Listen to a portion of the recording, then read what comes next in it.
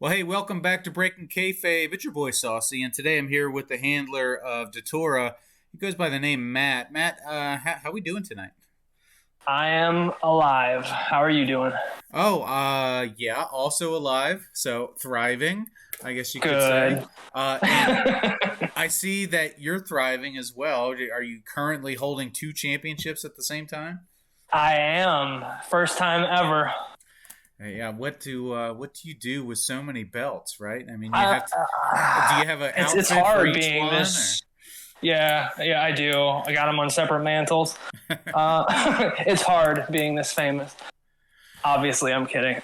It's really cool. I really like both of the places that I'm involved with. So that's always a wonderful feeling to not only enjoy it but be proud of it.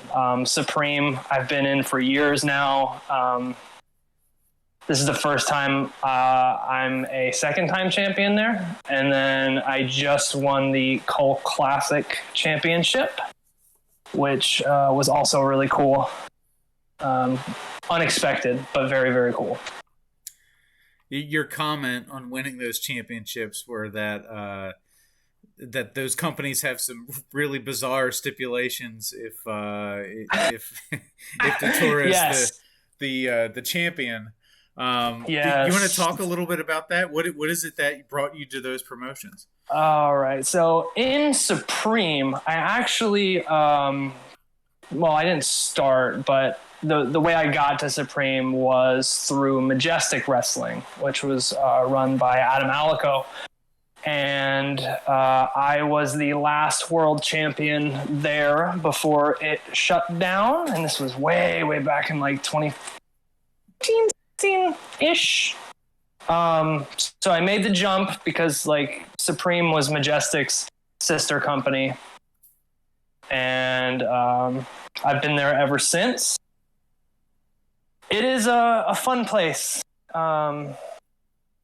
We get a lot of freedom there, and that's really important to me. I like to run my mouth about this title, but the truth of it is I invented the title in order to find a way to get friends into the Fed to compete for it, and that was really fun. Plus, I wanted my finisher back because Supreme has a rule that you're not allowed to do pile drivers. So I wanted an excuse to do pile drivers, and I made one.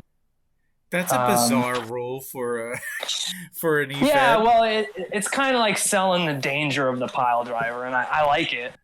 So it makes my finisher feel even better, you know. What other strange rules do they have? They're like no pile drivers, no bananas, and and actually, that's like the big rule. Like you just can't pile drive somebody. So that's about it. Otherwise, it's like a free for all. Like you were saying, like bizarre stipulations. Me and Kimberly Williams had two really bizarre matches. I think they're the only ass stapling matches in efedding history. Proud to say. And I re-won my title from Kim by stapling my own ass. That is how I won the match, because it did not stipulate whose ass you stapled. It only stipulated that you must staple one. I'm sure that's a moment that just means a lot to the character. I'm very proud. Very proud. Finest moment of my efedding career. That's for right. sure. So we kind of put the cart before the horse here, but Yeah. put the cart before the horse. Datura, tell us about the character for those who have never met the character before, who don't work in Supreme or in Cult. What do we need to know?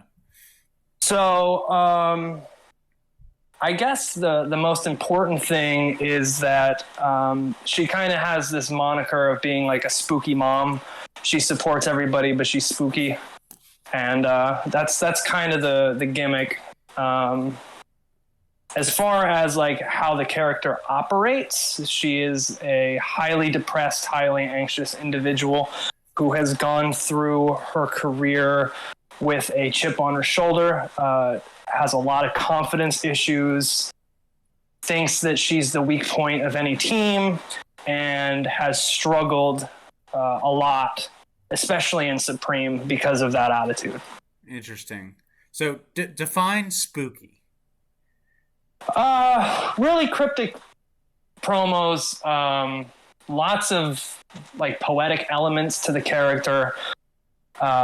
Really likes being in the dark, really likes graveyards, dead stuff. It's like a goth. Okay. Is she a bit of a misfit, bit of an outcast? Somebody recently said she's I don't want to butcher this, but a face version of Malachi Black. Sure. If that gives any context. Yeah, no, I don't think that Malachi is a heel character. I think he's kind of chaotic neutral, right? Yeah. Which is she's more in the face category. Okay. For sure. Used to work heel, like really, really heel. But I kind of turned it around because it was kind of getting stale and I wanted to have some fun. She's doing silly stuff. She's the spooky mom. Is there a child or multiple children No. involved in the story? Everyone can be her child. Oh, okay. She supports you no matter what. Oh, that's interesting and kind of spooky at the same time, I guess. That's gonna get clipped for sure. Right? Okay, so naturally you head into Cult, which is kind of the destination where you would expect a character like that to end up, and you're finding success there as well. Talk about that. Oh man, Cult has been awesome. It did a lot of rejuvenating for me, and I have Casanova English to thank for that. We used to run in the same circle in the early 20-teens in Visionaries of Wrestling. Couldn't beat him then, couldn't beat him now. But my first match was with Casanova, and then I decided to sign full-time, even though I'm in two places. I do every Cult show that I can do. So started with that, had a debut that I won, and then lost in the Killdozer tournament. Is that the last one before? Trying to remember the order of the matches. My memory is terrible. But and then I was lucky enough to get a shot at the Classic Championship, which I won. Your experience seems to be the same experience that I've heard most people have had with Cult. They're a monthly show, right? And they are this hardcore product. I don't even know if hardcore is the right word. I'm not sure it's strong enough, to be fair. Exactly. When they first burst onto the scene, I want to say it was early 2022. It didn't seem like a Fed that had longevity built into it. It seemed like it was going to be fun for a few shows and kind of wacky and over the top. You've seen similar Feds pop up this year with Necropolis. Had a short run here, and I think there's one other one that Sticks, mate. I forget the name of it. But once in a while, you do see these Feds pop up that are kind of this, take a much harder edge. So It's really nice to see that the Fed has continued to have success and has only gotten stronger. I would assume that Casanova English deserves a lot of the credit for that. It speaks a lot to his strengths, for sure. Never heard... And the handlers. Yes. Well, by the way. The level of talent that's there is absurd. A testimonial to, the quality of the product. Absolutely. I think that's a perfect way to put it. Yeah. Because that roster is ridiculous. And Casanova is a very good character as well. So this time last year, we worked with Cass a little bit on the channel, and it was like, wow, I was blown away by the character who I thought was going to be kind of gross. And, I'm not really into the dark storylines, but I really enjoyed it. And it really proved me wrong, turned me into a believer. So, I'm just so glad I was able to reconnect with him after all these years. Like, I'm so lucky. Yeah. It's funny how that works in this hobby. It really is. It's really strange.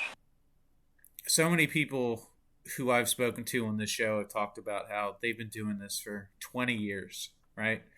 They started back in the dawn of the internet, AOL chat rooms and on message boards, and a lot of them took some time off and came back to it, and it's I don't know what it is that keeps people in the hobby. I can't put it into words either. It's really strange. I know I've taken a bunch of hiatuses over the years just to recharge. And that's necessary because, especially not so much in the angled stuff, but when you're doing competitive writing constantly, like on a weekly or bi-weekly basis, you hit burnout so fast. And I think people should feel like they can take breaks. That's okay. Yeah, on one side of the coin, you've got that burnout, that frustration. You lose a big match, or you write a long piece and you feel like it's not getting the eyes on it that you wanted or the respect that you think it deserves, and you can burn out quick. But then you take time off and you immediately start to miss it. Yeah, it's like no other hobby, really. I've never put something down and immediately wanted to come back from it or to it. Sorry. The first week I was out, I was like, man, I really wish I was writing my piece right now. I think a lot of us have said that, right? That I'm just going to unplug. I'm going to get away from it for a couple weeks, take care of my mental health. And after a couple weeks, you're like, oh man, I have so many ideas. Yep. I've been, thinking clearly, and I've got this, this runner's high, and I've got stuff I need to get on paper, and then you get sucked back into it. Absolutely. I think that was a really cool part of Feds. Sorry to cut you off. No, go. I think that was a really cool part of Feds that had seasons. Not sure if any still are around, but I remember there were a couple that did the long 9-10 month runs and then would have a month or two off. And I think that model is really cool and something that more people should explore. There's a lot to be said about that, and I can say from experience with the World Series of Wrestling, we ran 3 months last year, and we've taken off 6 months before starting up the new season, and that break was probably too long. Maybe next time it's you do 3 months on and then you do 2 months off, something like that. Mm-hmm. And that season format is really nice because it makes people fall back in love with what you're doing. Absolutely. It is so easy to take for granted a Fed that's been doing it well for a long time. And just to be able to build that hype again is the most fun, at least from a Fed head perspective. It's the most fun you're going to have. And I can see that. Yeah, you're really seeing that this year with the rise of these super shows and these big events, and these big reveals and secret things going on. I find it to be super, super entertaining, and it is a lot better than just people shooting on each other about, hey, I'm going to kick your ass because I have more wins or more championships, Don't get me started, man. People are going to get mad. Well, so let me ask you this. What style of role play do you prefer? Could you explain a little bit further for me? What do you mean by style? When you're writing, how do you deliver your message, or how do you drive home your point? Everybody has a certain style, the way that they like to do it, and I think it probably varies between if it's your main character or your alt character, but what is your approach, at least with this character?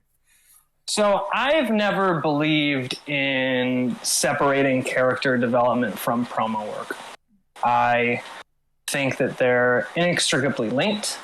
I think that it's easier to tell the story that you want to tell when you can thematically tie the two together. So all of my pieces have elements of outside of wrestling character development, inside of wrestling character development, and then promo work every time. So you'll see Elizabeth out in public doing non-wrestling things, and that will somehow tie to what she's doing in wrestling, which will somehow tie into the promo.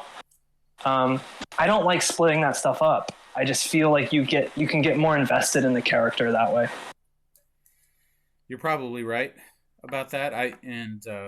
That's probably a mistake that I made early on as a writer, was trying to separate, while staying in character, like the wrestler from the person, and right, having to tell two different stories and get them both over. It feels very disjointed, and kind of puts you inside of a box. Absolutely. I agree 110,000%. I've always liked the idea that the person is the wrestler. I've always operated that way. I've never had a character where they're completely different people. The cool thing about Datura is that I can show her off camera being really anxious and depressed and worried about things, and then she gets on camera and there's a switch. So you can see the two sides of the same person, but it's never two completely different people. Yeah, I think that's what I'm talking about. Okay. Flipping that switch and going from, like in your own personal life, you have work Matt, and then you have home Matt. And yep. You may talk different when you're at work and dress different when you're at work than you do at home, even though you're the same person. There are some variances there. Absolutely. And that's really difficult to explain to people. Some of your best friends would think you look ridiculous at your day job, So I think there's some of that with the way that characters are written. Yeah. This whole conversation brings up a topic that we discussed on Twitter recently about whether or not your entire promo can be used as canon for somebody else's promo, or whether just the part of your promo that's on camera can be used. Right? Gotcha. Yeah. It sounds like you're from the camp of everything's on camera. You can use everything. Everything's fair game. The Datura is living the character. Is always on. And I think that's liberating. Yeah, I definitely see that perspective. See, I delineate between what's on and off camera. Okay. And I'm in the camp where you don't use off camera material in your shoot or promo, whatever you want to call it. So it's hard because you're right. If the person is the character and it's always on, then it stands to reason that you should be able to use everything, right? Because if you're writing it down, then it's part of the character. And I have friends that run by that philosophy, and I've just always differentiated the two. It's, you can make a strong case either way. Yeah, I think that's absolutely fair.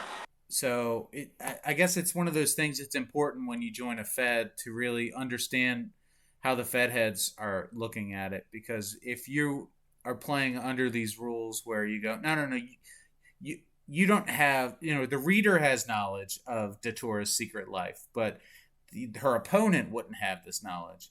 Right. And then, you read your opponent's promo and they have this all-knowing, omnipotent, viewpoint right. on everything. And that can be really frustrating. Like, I was trying to I've had that happen a lot. I'm trying to tell a story here and, keep it, kind of mysterious, and you're kind of stealing my thunder here. Right. It's always fun to to think that you're doing something off camera and then it's in the person's promo. I'm like, oh, okay, that's good. So The all-seeing eye strikes again. So what you have to do instead is you have to leave breadcrumbs, and you have to tease things, and you can't reveal it. You can only allude to it, and you can foreshadow. But you have to expect that the reader is going to be able to remember all those hints that you were dropping early on, and that's really hard to do. It's asking a lot. I don't blame people. Yeah, I don't blame people who don't do that at all. Like, it's so difficult. It's such a pain to do. There really are all levels of readers. And there's all levels of writers too. I think that's an important part. Everybody writes differently, and I think that's awesome. For me personally, I like the bite-sized promo where I don't need to really know what happened before or what's going to happen after. It's just one self-contained experience. So like a single scene? Like an episode of your favorite show, right? Gotcha. Like, okay. By the time the episode's over, you've made a little bit of progress, but you're back to status quo. For me, I have a hard time remembering things and keeping stories straight. I don't expect anyone else to remember anything about my character or the story I've been telling. So to tell this story and kind of hold my hand a little bit, I appreciate that, but I think some other people who are advanced readers are... they prefer a more sophisticated style of writing. Right. I can see that. I mean, again, I go back to my comment that we have all different levels of readers and all different levels of writers. And that's one of the cool things about doing what we do. We have people from all walks of life all over the world, and everybody's different, and no one role play is going to be the same as the next. And that's exciting to me. I like that a lot because voice is really, really important to me. It's one of the most important elements. And I just found mine, when did I start? So it has almost been 20 years ago. It's funny that you said that earlier. This year will be 20 years doing this, and I'm just now finding my voice. So what's next? What's on the bucket list? So as far as in character is concerned, I want to hold these titles for as long as humanly possible. Short-term goals for me. The Cult Classic Championship has been defended 3 times at most, and I want to break that record, which is going to be difficult because the roster is so stacked. I've got a match against Ace Sky coming up very soon. I saw you did a podcast with him not too long ago. Shout out to Ace. So that's my first defense in Cult, and that's coming up on the end of this month. And then hopefully I can defend it 3 more times and be the longest reigning Cult Classic champion. Yeah, I believe JJ Slayer is the one that has the yes, he is. And JJ is a talented writer, somebody that I'd love to get on the show sometime. Also runs a few characters that I know of. Yeah, we stand JJ over here. This is the JJ camp. We love him. Yep. I'm such a big fan of so many writers in this game, and it's easy to forget that you're not actually talking to the pick base, right? That happens to me all the time. So when you see a guy like Thad Duke, right? His pick base is Tom Holland. Whenever I see Tom Holland in a movie now, I see Spider-Man. I think it's Thaddeus Duke that's in the movie. Yeah, Like, like no, it just gets me every time I see like Gerard Way. I'm like, that's Johnny Bacchus. right. Wait, no. Like, I know him. I know, we talk all the time. Like, we've collaborated, and it's like, no, you haven't. Right. Stop it. Yep. Uh, Oh man, that's funny. somebody trying to explain the little things in this hobby to people who are normies and who don't understand it and haven't been immersed in it is it really does make you sound like a crazy person. But Oh, I'm convinced we're all crazy, and that's okay. Like, you have to be a little crazy to do this. yeah, There's just like when you break it down and just fundamentally what efetting is, like we're all crazy, and that's fun. I'm I okay like with it. that. It's what is it that Dr. Seuss said is, love is finding someone who's just as crazy as you are, or something along those lines. Uh, well, I think Absolutely true. we have found our people. So, Absolutely. And that, I don't mean to plug, myself, but that's why I love doing efed rights. That is why I have that account, and it's why I continue to pursue it after all these years. Being able to reach out outside of my little circle and read people's work from all over the place and be able to give commentary on it and give feedback to people is just, it's so rewarding. I don't think people in this hobby understand how talented they are. I think we got a lot of imposter syndrome running around, mm-hmm. and I'm a victim of it as well. So I shouldn't be talking, but the level of talent is just absurd. It really is when you look at it. So who's left that you'd like to work with that you haven't been able to? That I haven't been able to. Okay. So I want to work with a bunch of people in Cult. Like a lot of people in Cult. I have a list. And I'm sure I left some people off the list. I do want to fight Sean. Not Sean. I want Datura and Lizzie Hope to get into it. Because Lizzie Hope sent a very derogatory tweet trying to bully my character. So, Lissy, shame on you. Right? That's what I'm saying. I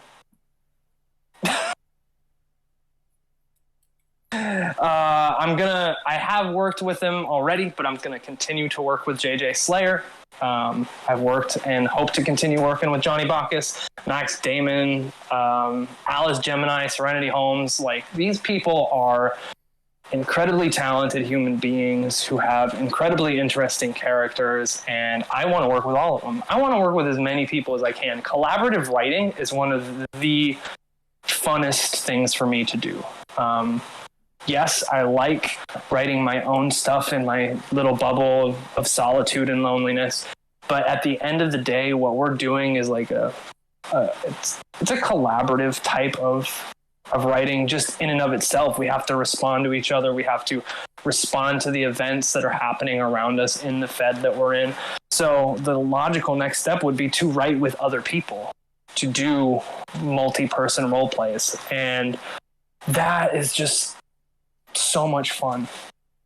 The back and forth and the way you can pull ideas out of other handlers and take your character in directions that you previously would have never thought of. It's just so important to development and growth. I could not agree anymore. Right? I think when you're writing alone, like if you've ever written a novel or a short story, you are inside that bubble. But when you get paired up in these matches, or you are faced with an opponent who makes you reconsider who your character is and what they're about, it causes you to grow, which is I don't know how else you can accomplish that in just creative writing, but I It's not certainly. the only time it's happened, but I remember the first time it happened. Back when I was in girl power wrestling, I had a match. I was in a tag team, and Nia Stokes dropped this bomb of a promo, and it was 3 hours before deadline. I deleted my entire piece and started over. Like it hit me that hard. It was like a gut punch, and I'll never forget it. And I just frantically wrote for 3 hours and turned out something that was incredible. And like, we get to do that every week. Like, sure, a lot of people wait till the last minute, so you can't really do that. Shout out to people who don't wait till the last minute. I do, but shout out to those of us that don't. But yeah, like, it's really cool that you can go in, read something, and it just completely changes your perspective about your own character. You're like, oh, I never thought of it that way. Or, oh, this person is completely wrong. I'm going to double down and I'm going to show them that they're wrong. I love it. I love it. I love it. I love it. It's a shame that somebody has to lose, right? Right. Exactly. But if there were nothing at stake, I don't think people would be trying as hard as they are. So that is true, and we always have to remember that every judge is different. I wrote a blog piece about this a really long time ago because I remember people still do to a lesser extent. I don't see it on my timeline as often, but people get really upset when they lose a big match, and I completely sympathize 100%. But you can't beat yourself up about it, because at the end of the day, there is a single judge or group of judge that has their own internal biases and their own internal preferences, judgments, etc. And just because you lose doesn't mean the thing you did was bad. It doesn't even necessarily mean that the other person's piece was better. To somebody else, you should have won. So it's a very subjective thing that we do. And just don't beat yourself up for losing. Amen. I think that's a great point, and we're running out of time here, so Okay. I don't want to leave on that point. I still want to open the floor up, and I want to give you the chance to promote any content that you have that's coming out. Let you shout out to anybody you want to talk about. The floor is yours. Run with it. Thank you very much, Sauce. So, upcoming events. Supreme Championship Wrestling is hosting Rise to Greatness on July 23rd. I'm hoping that I will either be defending my unsanctioned championship or competing for another one alongside Datura's best friend, Brie Lancaster. Did we cover everything else? I think we did. Yeah, other than that, please follow Supreme Championship Wrestling and follow Cult Combat Unlimited. Both places have incredible rosters filled with incredible human beings and incredible writers. And the cool thing about it is they're both extremely different, even though they might seem similar because SCW lets me do silly stuff. They're completely different places, which is really interesting. So please check those out. Otherwise, just make sure to follow efed Rights for your pretentious efed advice. Well, there you go. I think that's going to call it for today. You heard it here. Follow Datura and follow efed Rights, and I'll be sure to tag all those in the post here. But on behalf of Matt, the handler of Datura, and on behalf of Breaking Kayfabe and This Is Awesome Promotions, I've been the Sauce Boss, and you've been a friend, a good listener here. Thanks for sticking around to the end. Thanks for checking out the channel. Hit that like and subscribe button. Tell your friends, tell your mama, and until I see you again next time, continue being excellent to each other, and we'll see you all again down the road.